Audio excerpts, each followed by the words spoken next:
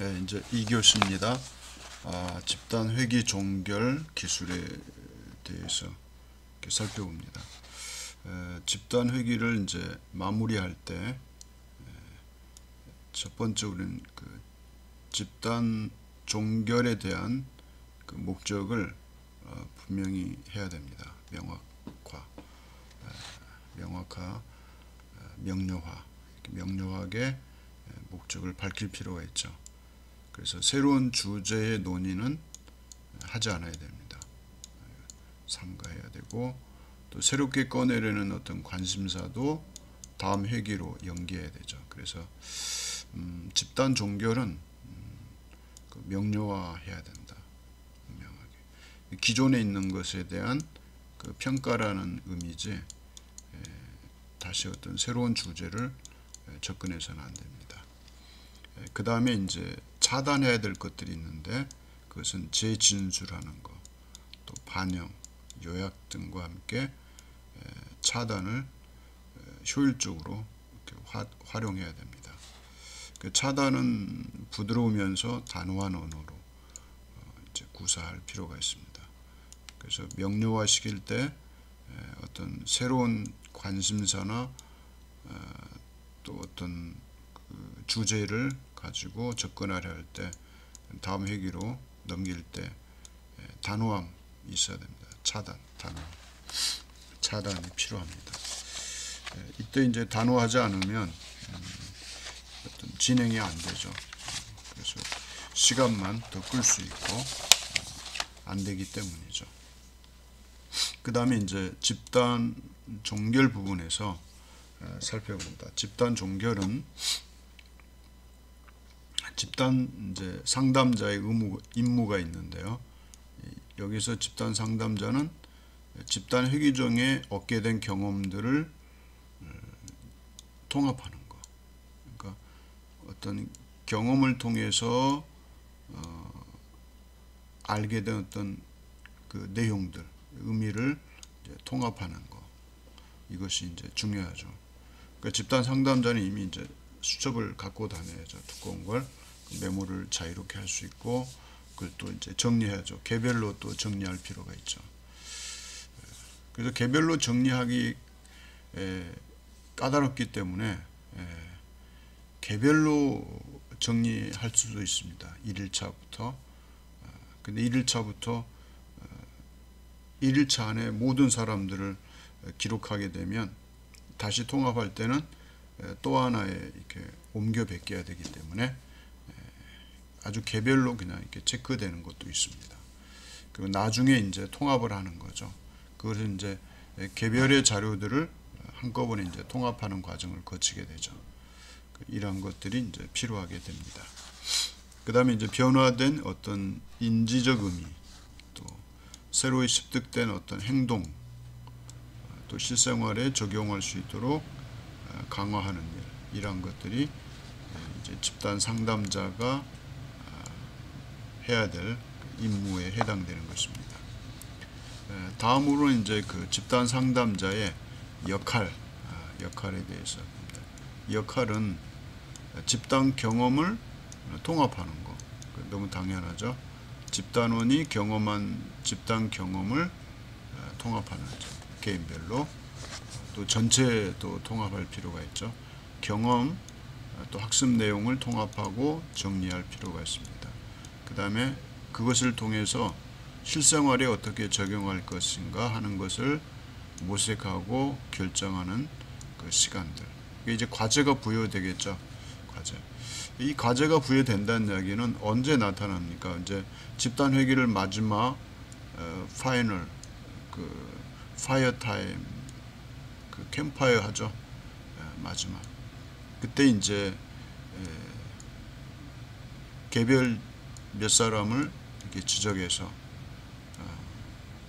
이 형제는 이러이러한 그 문제로 또 이러한 문제를 또 개선하고 또 발전하기 위해서 참여했는데, 이번 그 집단 상담을 통해서 앞으로 이렇게 생활하겠다고 다짐한 바가 있습니다.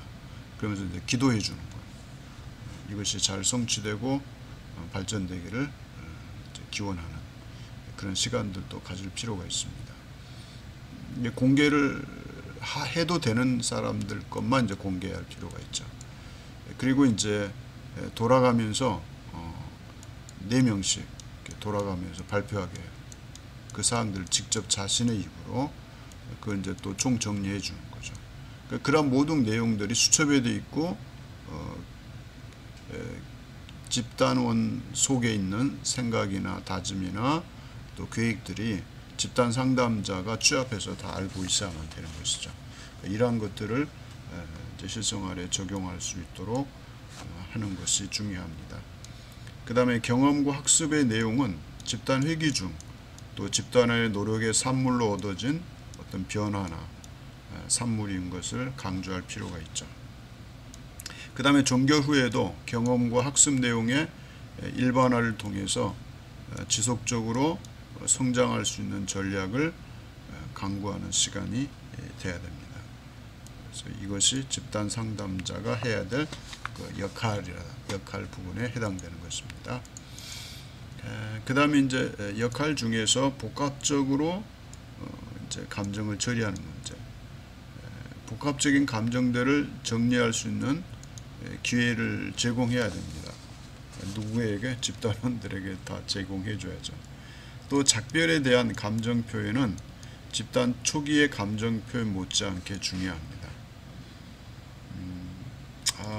그 헤어지기 싫어하는 분들 많습니다. 가끔 그 집단을 떠나게 되면 그 느끼게 되는 불안감, 분리감에 대한 상실감에 대한 이런 그 공포가 있어요. 두려움이. 이런 분들이 있다는 사실을 꼭 기억해야 됩니다. 이분들에게는 좀 지연시켜야 돼요. 시간을 조금 여유를 가지고 지연시킨다는 얘기는 전체 시간을 지연이 아니라 이제 헤어지는 시간을 좀 이렇게 길게 잡아서 충분히 대화하고 이별할 수 있도록 시간을 줘야 됩니다. 1시간이면 2시간으로 늘려주는 게 좋죠. 그래서 서로 다시 만날 것을 기약하고 또 우리 떠나더라도 서로 연락받고 좋은 일 있으면 서로 연락을 주고받자고 하든지 연락처를 교환할 수 있도록 허용해 줘야 됩니다. 그래서 아쉬움을 가지고 헤어지고 이게 잘 되면 1년에 한 번씩 만나는 분들이 있습니다. 그래서 1년에 한 번 또는 2번 이런 프로그램을 진행하는 것도 의미가 있습니다. 그러면 25살 때 만난 분들이 10년을 10번 참여하게 되면 10년의 세월이 지나가잖아요. 우리가 25살 때는 이런 모습으로 우리가 만났고 이러이러한 문제를 고민하고 논의하고 그랬었는데 지금은 이렇게 우리가 바뀌었네요. 이렇게 자기 일생을 회상하면서 되돌아보는 기회도 중요합니다. 저는 그런 모임이 10년까지는 아니어도 몇 차례 경험한 바가 있는데 굉장히 중요한 의미 있는 그런 시간들입니다. 이러한 것들이 이제 다시 회복될 수 있을지는 미지수입니다. 코로나19 때문에. 그리고 교회의 어떤 그 예배 형태나 친교 형태나 프로그램 형태가 많은 변동이 일어났기 때문에 그러한 것은 가능할지는 모르겠습니다. 제 생전에 기회가 주어진다면 앞으로 후반기 3단계 인생에서 10번을 할 수 있을까요? 할 수 있겠죠. 만약에 제가 그 프로그램을 진행한다면 주말 농장처럼 어떤 야산이 있고 또 건물이 있다면 이렇게 돌아가면서 부부간의 가족끼리 10팀씩 돌아가면서 그런 프로그램을 제가 진행할 수 있지 않을까, 자유롭게.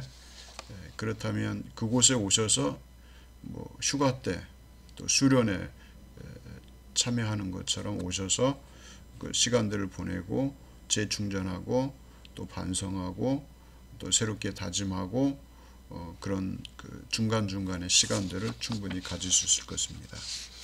그건 좀 의미 있는 일이죠. 그래서 그러한 것이 이제 가능할지는 모르겠습니다. 일단 그런 것도 하나의 생각, 아이디어 속에, 교육 속에 하나의 프로그램으로 지금 구상되어 있긴 합니다. 그 다음에 집단 회기 중에 소중한 경험들, 집단 종결이 되기 전 충분히 표현될 수 있도록 해야 됩니다.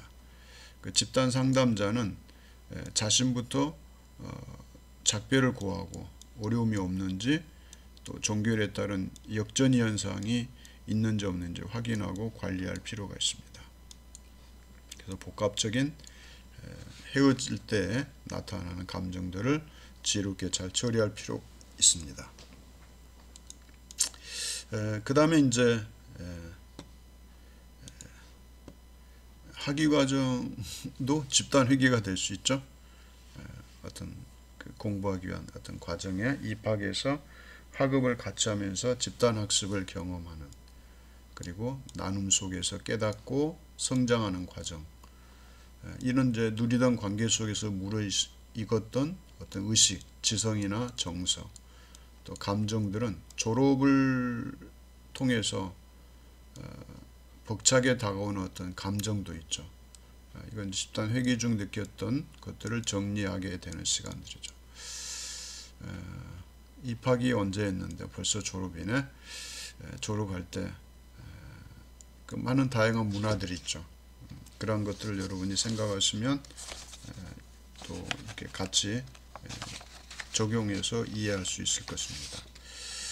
그래서 이 종결이라는 것은 그렇게 쉬운 일이 아닙니다. 그렇게 쉬운 건 아니죠.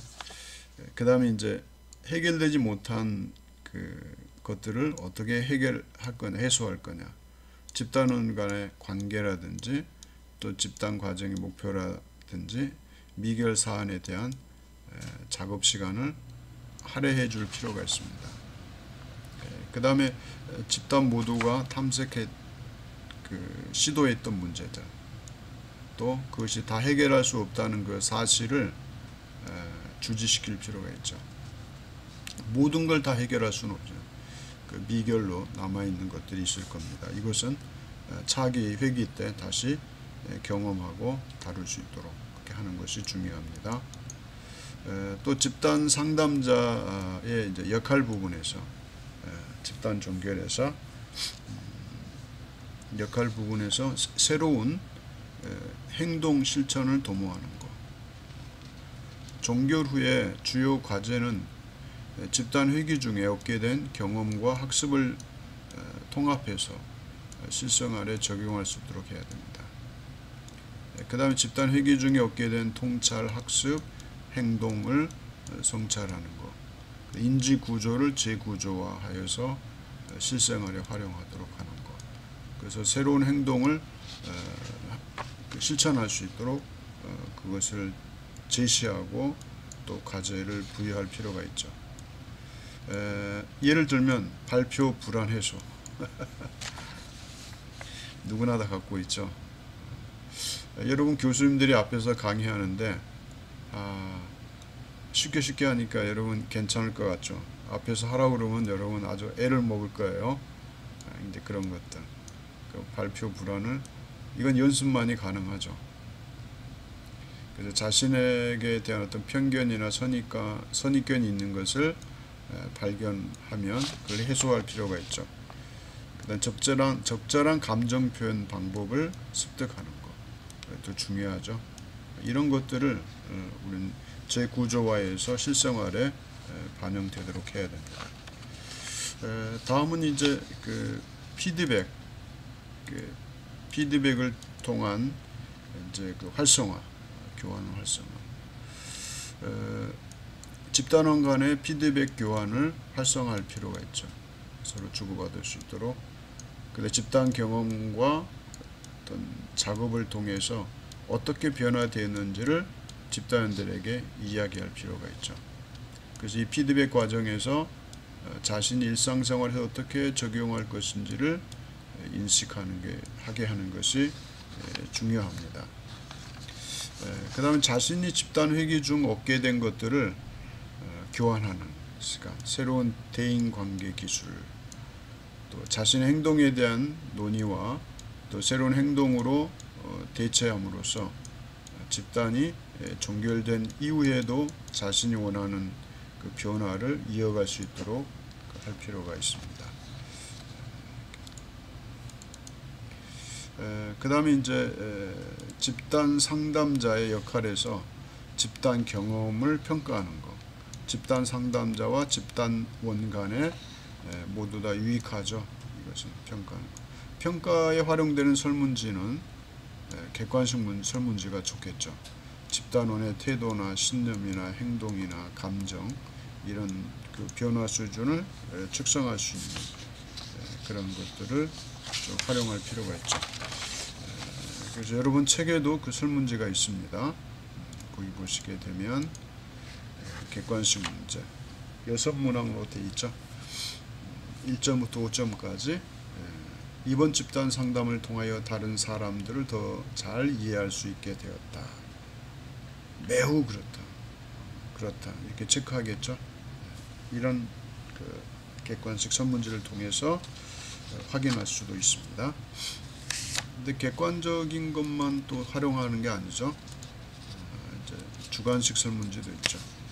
그래서 몇 문항입니까? 15문항 이렇게 질적으로 측정할 수 있는 거죠. 주관적 반응을 집단원에.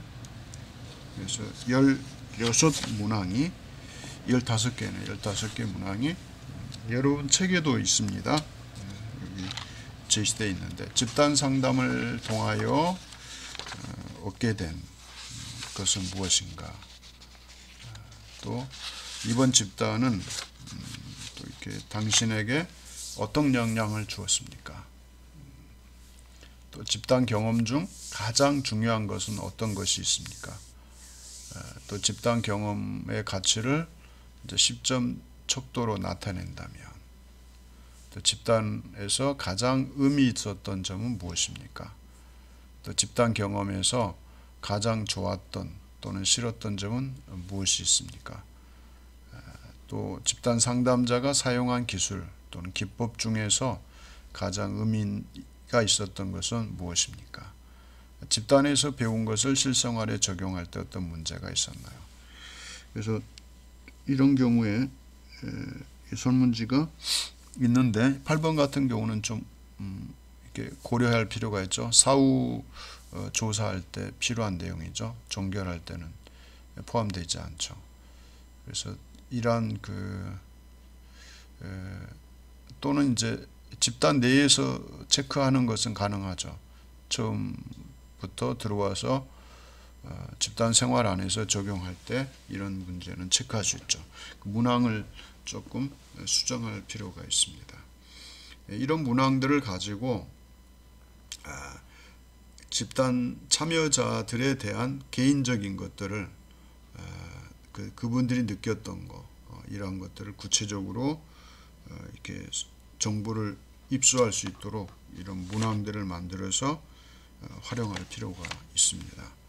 그래서 평가에 활용될 수 있는 설문지가 이제 그 객관식 설문지 또 주관식 설문지 이 두 개를 만들어서 여러분이 활용할 수 있습니다. 2교시는 여기까지 하고 3교시에 여러분 또 다시 뵙겠습니다. 감사합니다.